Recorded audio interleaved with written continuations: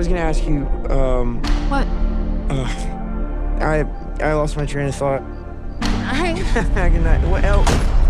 Why? One wish, Willow. You only get one wish.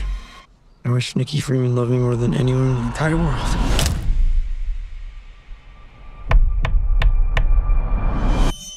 Isang lalaki na nagngangalang Bear, nagsasanay siya kung paano ipagtapat ang kanyang nararamdaman sa matagal na niyang crush na si Nikki. Sinabi ng kaibigan niyang si Ian na nakakahiya at napakapangit ng paraan niya. Sabi niya, mas mabuti raw kung aasarin na lang ni Bear si Nikki ng pabiro at tawagin itong Freaky Nikki. Pero hindi gusto ni Nikki ang palayaw na iyon. Plano ni Bear na yayain si Nikki sa trivia night, ngunit pinigilan siya ni Ian at sinabing huwag sa trivia night. Ayaw niyang sirain ni Bear ang kanilang lingguhang pagtitipon. Gawin na lang niya ito sa ibang pagkakataon. Nang makauwi si Bear, nakita niya ang kanyang pusa na nakahandusay at patay sa harapan niya. Nakain nito ang mga gamot ni Bear. Tuluyang bumagsak si Bear sa pag-iyak. Pagkatapos noon, habang tinitingnan niya ng paulit-ulit ang profile ni Nikki sa kanyang cellphone, biglang tumawag mismo si Nikki. Hindi sinabi ni Bear kay Nikki ang nangyari sa kanyang pusa. Sa halip, tumawa siya at nakipag-usap dito na parang walang problema. Tinanong siya ni Nikki tungkol sa paglabas nila. Noong una, sinabi ni Bear na hindi siya makakapunta, pero nang malaman niyang malapit nang umalis si Nikki sa trabaho na pareho nilang pinapasukan, pumayag siyang makipagkita sa kanya ng gabing iyon. At habang nasa tawag pa sila, biglang dumulas ang kristal na kwintas ni Nikki at nahulog sa kanal. Kaya pumunta si Bear sa isang tindahan ng mga misteryosong bagay upang bumili ng bagong kristal na kwintas para sa kanya. Ngunit wala sa mga kristal ang nakakuha ng kanyang atensyon. Sa halip, napunta ang kanyang tingin sa isang laruan na tinatawag na One Wish Willow, na sinasabing kayang tuparin ang isang hiling ng bawat tao kapag ito ay binali sa kalahati. Binalaan siya ng tindero na huwag na siyang bumalik na nagrereklamo dahil lahat ng gumagamit nito ay bumabalik para magreklamo. At hindi ito dahil panloloko ang laruan. Sa trivia night, nang pumunta si Nikki upang kumuha ng inumin, sinundan siya ni Bear. Ngunit sa tuwing nagkakaroon siya ng lakas ng loob na magsabi ng isang bagay, lagi siyang naaabala. Sa lahat ng kanyang mga kaibigan, si Sarah lamang ang nakakaalam na namatay ang pusa ni Bear. Pagkatapos nito, hiniling ni Nikki kay Ian na ihatid siya pauwi. Ayaw niyang pumunta sa susunod na bar, kaya nag-alok si Bear na siya na lang ang maghatid sa kanya. At doon na rin nalaman ni Nikki ang tungkol sa kanyang pusa. Dahil aalis na siya sa trabaho, sinabi ni Nikki kay Bear na gusto niyang ituon ang kanyang oras sa pagsusulat. Tinanong ni Nikki si Bear tungkol sa kanya at kay Sarah. Halata namang may nararamdaman si Sarah para kay Bear, pero para kay Bear, kaibigan lang ang tingin niya rito. Sinabi ni Nikki na kapag may gusto siyang lalaki, walang nakakaalam nito. Sinubukan ni Bear na yayain siyang makipag-date, pero hindi niya mailabas ang mga salitang gusto niyang sabihin. Habang paalis na si Nikki, tinawag siya ni Bear na Freaky Nikki. Ngunit nagalit si Nikki. Tinanong niya siya ng direkta, gusto mo ba ako? Pero hindi pa rin masabi ni Bear ang totoong nararamdaman niya. Pagkaalis ni Nikki, inilabas ni Bear ang laruan at gumawa ng kanyang hiling. Sana mahalin ako ni Nikki ng higit pa sa kahit sino sa mundo. At doon niya nakita na nakatayo pa rin si Nikki sa labas. Lumapit ito sa kanya at sinabi na baka gusto niyang pumasok sa loob dahil nawalan siya ng pusa. Tiningnan ni Bear ang laruan at tinanong si Nikki kung ayos lang ba siya. Patuloy na pinipilit ni Nikki na pumasok siya sa loob. Ngunit bigla itong nagbago ng kilos at tinanong siya kung ano ba talaga ang nangyayari. Ang weird nito. Muli siyang tinawag ni Nikki papasok. Sumakay siya sa kotse at sinabi kay Bear, pumunta tayo sa bahay mo. Kinabahan si Bear, pero biglang napaiyak ng husto si Nikki. Namamatay ang tatay ko at ayokong mag-isa ngayon. Kaya wala nang nagawa si Bear kundi dalhin siya sa kanyang bahay. Sinabi ni Nikki sa kanya na amoy Bear ang lugar. Ang sarap sa pakiramdam. Inayos ni Bear ang kanyang tutulugan at sinabi sa kanya na maglaan lang siya ng oras na kailangan niya. Ngunit hiniling ni Nikki na humiga siya kasama nito. Matapos siyang paulit-ulit na magmakaawa, pumayag din si Bear. Humiga siya sa tabi ni Nikki. Lumapit si Nikki at ipinatong ang ulo sa balikat ni Bear. Masaya si Bear, pero nalilito rin siya. Lumapit si Nikki at hinalikan siya. Ngunit bigla na naman itong nagbago at tinanong kung ano ang nangyayari. Humingi siya ng tawad at sinabi niyang parang may nakita siyang kakaiba. Isa pala iyong panic attack. At muli na naman siyang nagsimulang umiyak. Kaya naghanap si Bear sa internet upang malaman kung gumagana talaga ang One Wish Willow. Nakakita siya ng magkakaibang sagot. Maraming nagsasabing hindi ito gumagana, pero marami rin ang nagsasabing oo. Nagising si Nikki at tinanong siya kung ano ang ginagawa niya. Sinabi niya kay Bear na humiga ulit siya kasama niya. Nagyakapan sila at unti-unting nakatulog. Nang magising si Bear kinaumagahan, nakita niya ang katawan ng kanyang pusa na nakahiga sa harapan niya. Si Nikki ang nag-ayos ng isang libing para rito. Nang sabay silang pumasok sa trabaho, nakita ni Ian sina Nikki at Bear na magkasamang dumating at tinanong si Bear tungkol sa nangyari noong nakaraang gabi. Sinabi ni Bear na sa tingin niya ay may pinagdadaanan si Nikki. Kakaiba ang kilos nito. Sabi niya, may cancer daw ang tatay ni Nikki. Ngunit para kay Ian, parang wala naman talagang pakialam si Nikki sa kanyang ama. Ikinwento ni Bear kay Ian ang kakaibang pag-uugali ni Nikki. Napagtanto ni Ian na baka may kung anong nainom o nagamit si Nikki, at iyon ang dahilan ng kakaibang kilos nito. Pagkatapos ng trabaho, lumapit si Nikki sa kotse ni Ian. Kinuha niya ang kanyang mga libro at sumakay sa loob. Ihahatid siya ni Ian pauwi. Pagkatapos noon, nag-usap sa telepono sina Bear at Ian. Sinabi ni Ian na ayos lang si Nikki. Wala naman daw kakaiba sa kanya. Ngunit sa mismong sandaling iyon, may kumatok sa pinto ni Bear. Dumating si Nikki na maayos ang pananamit. Humingi siya ng tawad tungkol sa nangyari noong nakaraang gabi at sinabi niyang lasing na lasing siya noon. Tinanong siya ni Bear kung naaalala niya ang nangyari. Sinabi ni Nikki na oo, kaunti lang ang naaalala niya. At sinabi niyang gusto niya talaga kung ano man ang mayroon sila ni Bear. Alam niyang gusto siya ni Bear. Tinanong siya ni Bear, gusto mo ba ako? Sinabi ni Nikki na oo, unti-unti lang daw itong nangyari sa paglipas ng panahon. Hindi niya rin alam kung paano. Sa mga sumunod na araw, nagsimula silang kumilos na parang isang masayang magkasintahan. Pero may kakaibang nararamdaman si Ian tungkol dito, at hindi rin ito nagugustuhan ni Sarah kahit kaunti. Ngunit sina Bear at Nikki ay parang nakakulong sa sarili nilang mundo. Isang araw, habang naghahaponan sila, tumawag si Ian kay Bear. Sinabi ni Ian na malusog ang tatay ni Nikki. Wala itong cancer. At hindi pa nagtagal, nag-uusap sina Nikki at Sarah tungkol kay Bear, at sinabi raw ni Nikki na parang kapatid lang ang tingin niya kay Bear. Para kay Ian, sobrang kakaiba ng lahat ng ito. Para bang biglang naging ibang tao si Nikki. At baka alam na rin ni Bear ang dahilan kung bakit. Kaya pumunta si Bear at umupo sa tabi ni Nikki. Binigyan siya nito ng regalo. Isa itong tiger's eye, isang bato na unang pag-aari ng ina ni Nikki at kalaunan ay napunta sa kanya. Sinasabing nagbibigay ito ng kumpiyansa sa taong may hawak nito. Kaya tinanong ni Bear si Nikki, totoo bang nagkaroon ng cancer ang tatay mo? Biglang nagsimulang sabihin ni Nikki, hindi, hindi, hindi, hindi, hindi. Huwag mong gawin iyan. Akala niya ay nagkakaroon sila ng magandang date. Sinabi ni Bear na ganoon nga. Kaya sinabi ni Nikki, kung ganoon, bakit mahalaga pa iyon? Kinabukasan ng magising si Bear, nakita niyang nakatayo si Nikki sa isang sulok habang sinasabihan siyang matulog ulit. Pinagmamasdan daw siya nito habang natutulog dahil cute raw siya. Nakatayo lang siya roon sa sulok, na nakakatakot at nakakailang. Nagsimulang umiyak si Nikki dahil ayaw niya sa kanyang mga panaginip. Pakiramdam niya ay hindi siya mahal ni Bear ng kasing laki ng pagmamahal niya rito. Dahil natakot si Bear, tahimik siyang humarap muli at nagpanggap na matutulog. At biglang sumigaw si Nikki, bakit hindi mo ako mahal? Nakakatakot ang lahat ng nangyayari at sobrang kinilabutan si Bear. Pagkatapos, biglang lumapit si Nikki at kalmadong humiga ulit sa kama. Nang subukan ni Bear na bumangon, sumigaw siya, manatili ka. Habang naghahanda si Bear para pumasok sa trabaho, napansin niya ang kanyang buhok. Lumapit siya kay Nikki at tinanong, ginupit mo ba ang buhok ko? Sinabihan niya si Nikki na huwag na niyang gagawin ulit ang ganoong bagay.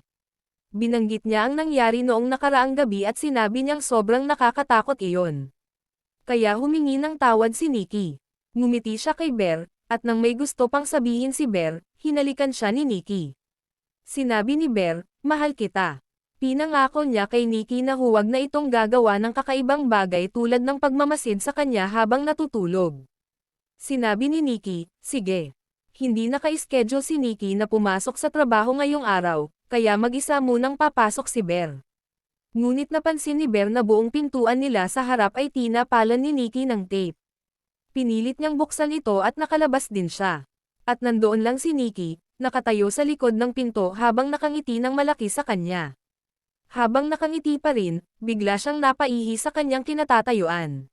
Sa trabaho, binuksan ni Bear ang tanghalian na inihanda ni Nikki para sa kanya. Sa loob nito ay may mga litrato ni Bear, mga larawang palihim na kinunan ni Nikki habang hindi niya alam. Kinagat ni Bear ang sandwich na ginawa nito. Nag-usap sina Sarah at Bear tungkol sa sinabi ni Nikki noon na parang kapatid lang ang tingin niya kay Bear. Nakikita rin ni Sarah na kakaiba kung gaano kabilis naging magkasintahan ang dalawa. Ayaw niyang masaktan si Bear sa anumang paraan. At doon napunta ang kanyang tingin sa maliit na note na inilagay ni Nikki sa lunch. Nakalagay doon, ano ang hatol, pusa. Nang makita iyon ni Bear, agad niyang naintindihan. Isinama ni Nikki ang kanyang pusa sa sandwich. Agad siyang nagsuka. Pagkatapos ng trabaho, hiniling ni Ian kay Bear na ihatid siya pauwi. Habang nasa biyahe, sinabi ni Ian, ikaw mismo ang nagsabi sa akin na may pinagdadaanan si Nikki at kailangan niya ng tulong. Pero ngayon, umiibig ka na sa kanya na parang walang problema. Kaya tinanong ni Bear kung bakit hindi siya inimbitahan sa party ni Ian ngayong gabi. Sinabi ni Ian na dahil malinaw na may pinagdadaanan si Nikki at sinasamantala mo ang sitwasyon. Sinabi ni Bear, hindi, siya ang ayaw akong iwan. Kaya sinabi ni Ian, kung gusto mong pumunta sa party, hindi pwedeng sumama si Nikki. Boys night ito, ay text ko rin si Sarah na huwag pumunta, dahil kung maayos ang relasyon ninyo, hindi dapat siya magkaroon ng problema kung pupunta ka sa isang boys night. Kaya nagsimulang mag-practice si Bear kung paano niya sasabihin kay Nikki ang lahat ng iyon. At doon napunta ang kanyang mga mata sa pakete ng kanyang One Wish Willow. Tinawagan niya ang numero ng tulong na nakalagay dito. Tinanong ng customer support kung gusto niyang kanselahin ang kanyang hiling. Sinabi ni Bear na hindi, gusto lang niyang baguhin ng kaunti. Ngunit sinabi ng support na hindi iyon posible, at kung mayroon pa siyang ibang tanong, maaari niyang itanong. Tinanong ni Bear, totoo ba ang pagmamahal niya? Pagkatapos ay sinabi ni Bear, sige, kanselahin na lang. Ngunit sinabi ng support na hindi nila ito maaaring kanselahin. Mananatiling ganoon si Nikki habang nabubuhay si Bear. Mawawala lamang ang hiling kapag namatay si Bear. Kaya sinimulan ni Bear na banggitin ang kakaibang pag-uugali ni Nikki. At sinabi ng support, gusto mo ba siyang makausap? Sa kabilang linya, maririnig ang malakas na pagsigaw ni Nikki. Pumasok si Bear sa bahay. Nakatayo pa rin si Nikki sa eksaktong lugar kung saan niya siya iniwan. Tinanong siya ni Bear, ano ang nangyari? Sinabi ni Nikki na naghihintay lang daw siya na makauwi si Bear. Pumunta siya upang maligo. Mula sa labas ng pinto, tinanong siya ni Bear, niluto mo ba ang pusa? Hindi mo pwedeng gawin iyon.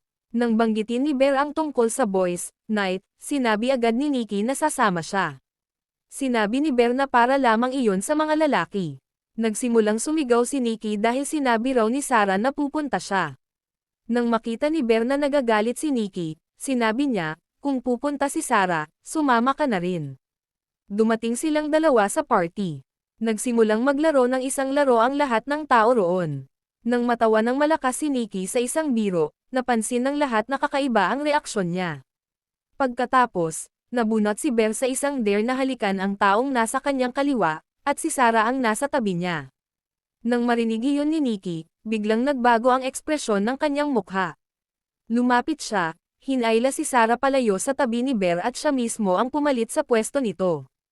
Pagkatapos ay hinalikan niya si Bear upang siya na lang ang halikan nito. Tinanong siya ni Ian, ayos ka lang ba? Sa puntong iyon, natahimik na ang lahat dahil sa kakaibang kilos ni Nikki. At biglang nagbago ang kanyang ugali. Kinuha niya ang isang bote at paulit-ulit itong ipinukpok sa kanyang sariling mukha. Dinala siya ni Bear sa ospital at pagkatapos ay inihatid pa uwi.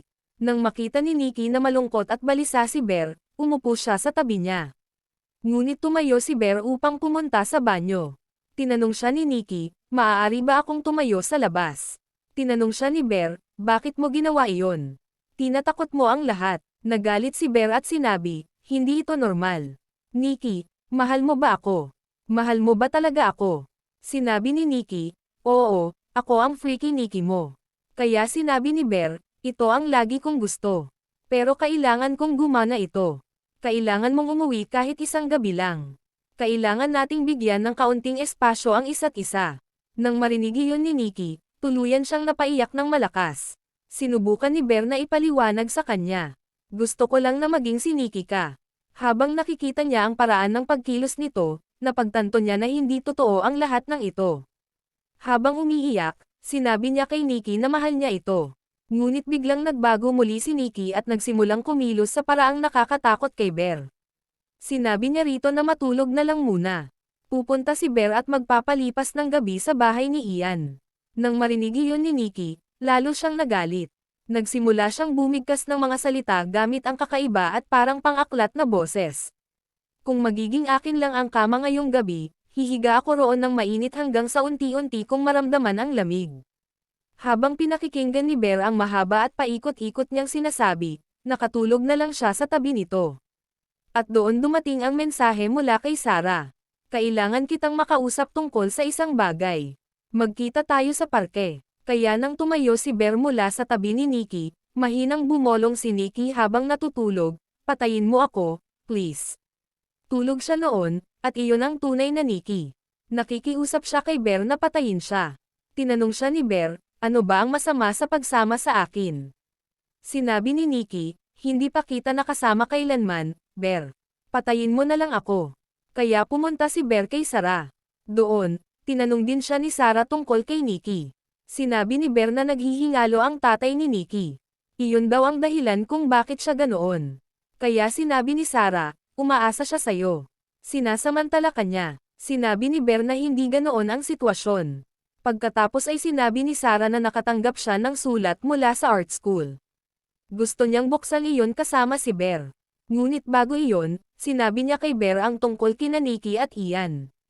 Nagkaroon daw sila ng hindi seryosong relasyon sa loob ng 2 taon. Iniisip ni Ian na nakikipag-date si Nikki kay Bear para gumanti sa kanya. Sinabi ni Sarah, hindi ito tama. Kailangan mo ng taong mas kalmado. Sinabi ni Bear, tulad mo. Ngunit sa mismong sandaling iyon, dumating si Nikki at paulit-ulit na ibinangga ang ulo ni Sarah sa isang pader na bato hanggang sa mapatay niya ito roon.